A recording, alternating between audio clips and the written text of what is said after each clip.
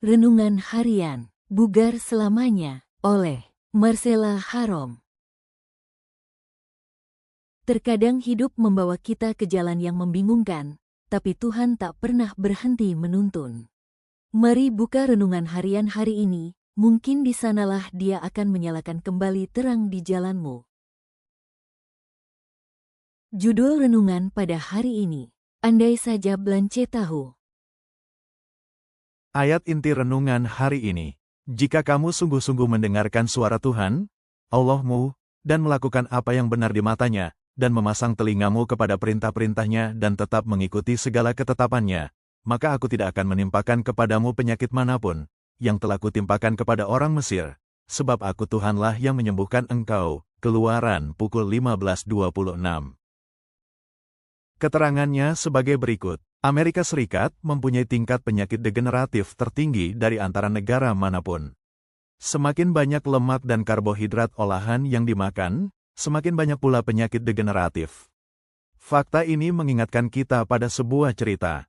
Tertutup oleh pohon-pohon di tepi jalan di Verdigre, Nebraska, terdapat rumah kayu dengan 3 kamar tempat saya dilahirkan. Rumah tua ini memiliki tempat khusus di hati saya dan juga merupakan legenda sejarah di Knox County, kemungkinan berasal dari pertengahan tahun 1880-an. Beberapa tahun lalu istri sepupu saya, Blanche, mengecat rumah tua ini untuk saya. Namun, harta karun ini ternyata menjadi sebuah pengingat menyedihkan atas dampak buruk diabetes. Dalam beberapa tahun terakhir, Blanche telah sangat menderita karenanya.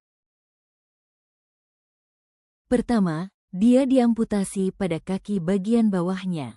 Setiap tahun lebih dari 56.000 amputasi dilakukan pada penderita diabetes. Segera setelah itu, dia mulai kehilangan penglihatannya dan harus melepaskan bakat artistiknya dalam mengecat.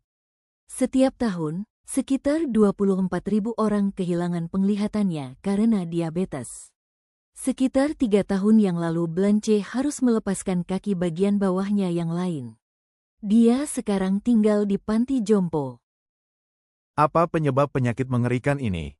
Masalahnya berkisar pada insulin, hormon pankreas, sejenis pembawa pesan kimia yang memungkinkan glukosa dalam darah untuk masuk ke dalam sel. Agar dapat membuka kunci, pintu, sel untuk membiarkan glukosa masuk, insulin harus terhubung dengan reseptor ini. Mengapa sel tidak membuka pintu selnya dan membiarkan glukosa masuk ke dalam sel? Kelebihan lemak menurunkan jumlah reseptor insulin dan atau menonaktifkannya, yang menyebabkan pankreas memproduksi lebih banyak insulin. Setelah bertahun-tahun karena terlalu banyak bekerja dan menyalahgunakannya, pankreas seringkali mengalami kelelahan dan gagal fungsi. Kemudian tubuh tidak memiliki insulin untuk memberitahu sel agar mengambil glukosa. Adakah harapan bagi mereka yang mengidap penyakit ini? Dalam beberapa tahun terakhir ribuan orang telah mengalami hasil dramatis dalam pemulihan dari berbagai penyakit degeneratif dengan melakukan perubahan pola hidup sederhana. Program pola hidup seperti New Start dari Institut Kesehatan Weimar menawarkan harapan dalam mempertahankan dan memulihkan kesehatan dengan mengedepankan 8 hukum dasar kesehatan: nutrition, nutrisi, ekserkise, olahraga, water, air, sunlight, sinar matahari, temperance, pertarakan, air, udara segar, rest, istirahat, dan trust, percaya pada kekuatan ilahi. Andai saja Blanche tahu, seberapa baikkah saya membagikan prinsip-prinsip pola hidup ini sehingga orang lain dapat menikmati berkat kesehatan yang baik.